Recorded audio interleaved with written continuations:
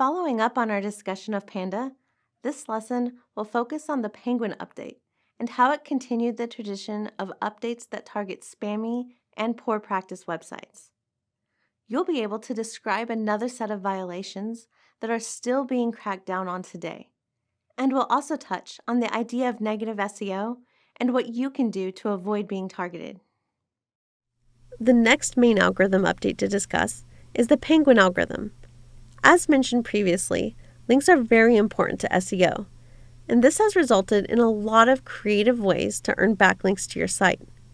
For a long time in SEO, backlinks were considered the holy grail, and many SEOs and webmasters viewed link acquisition with an any means necessary approach.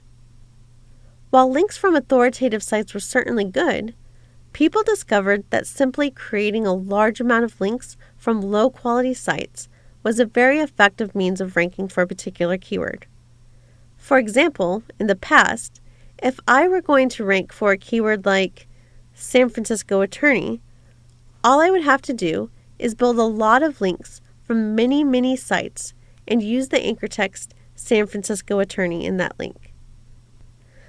The Penguin algorithm, which was released in 2012, was created as a way to put a stop to many of the spammy link building tactics that had been widely seen in the SEO industry.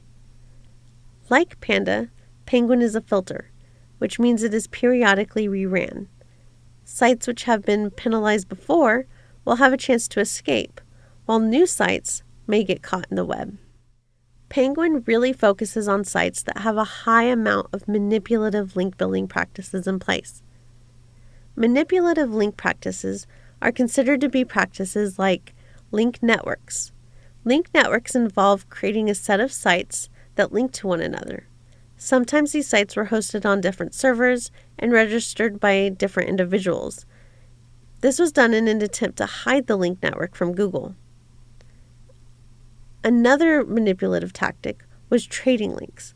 Trading links involved your normal reciprocal link, like, hey, if you link to my site, I'll link to yours.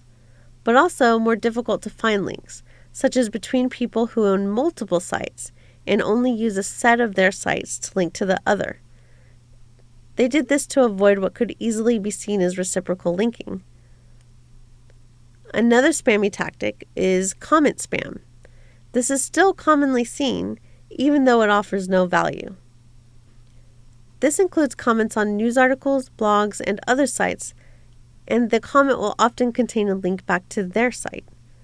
Oftentimes, on blogs, these articles will appear to be flattering, and the comment author will talk about how much they love the topic and how they can't wait to read more posts.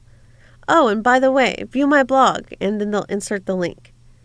99% of the time, those are actually automated comments created by a robot for the purposes of SEO. Unfortunately, newer blog owners often publish these, believing they are real comments. Other times, the comment is more to the point, but still attracts readers to click the link.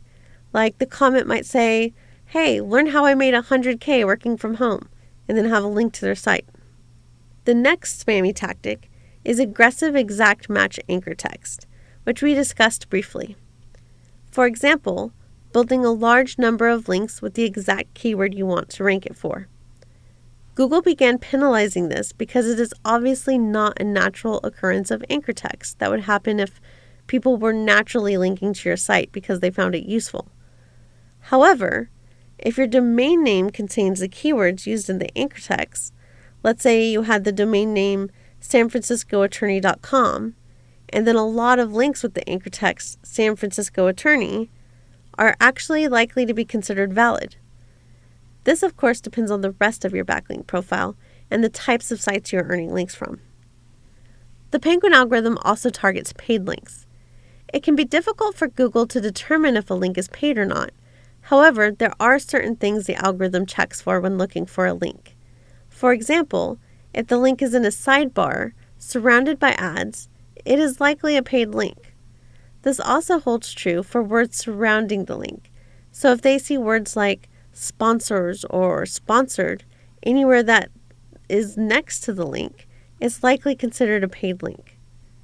This also considers posts that contain reviews for an item or businesses, as the user likely received some form of compensation for that review, whether or not it was monetary. The filter will also look for things like links on low-quality sites. If the site is not relevant to your audience, for example, a link to an attorney on a site about flower arranging, then the link is likely either paid for or earned through manipulative means. In the past, you could temporarily escape these penalties by redirecting your penalized site to a new domain. But these redirects started redirecting the damage to the new site as well. As Google has become more and more aware of spammy link building tactics, they've been cutting down on these through updates to its algorithm. Link building has become more complex and more risky. Some specific methods SEOs used to gain a large amount of backlinks in the past were also discounted, and some of the sites were even penalized. Due to this, we advise not using specific types of link building that you hear may have worked in the past. These include spammy link building tactics like acquiring links in various directories, creating free widgets users can download that will contain an anchor text link back to your site. Some examples I've run across are free mortgage calculators webmasters can add to their site as a useful tool, but the tool will contain a link at the bottom that says something like mortgage loans in the anchor text. This is seen as spammy. Another popular method of earning a large amount of backlinks was creating free templates or themes for Blogger or WordPress. The authors of these templates would put a link back to their site in the footer, or sometimes just hidden within the code. People would often create user accounts in a large number of forums and add a link to their site in their signature or profile. They would post once and then leave. Links in profiles and signatures have been devalued since then, so it's not really worthwhile to go and do that. I suggest reading more about Google's quality guidelines regarding links at Google Support Center in the link provided. In addition, I've also provided a link to an article on Search Engine Land with a video at the bottom which discusses ways in which Google evaluates whether or not a link is a paid link. This is a very useful page to read and video to watch, so take some time to check that out.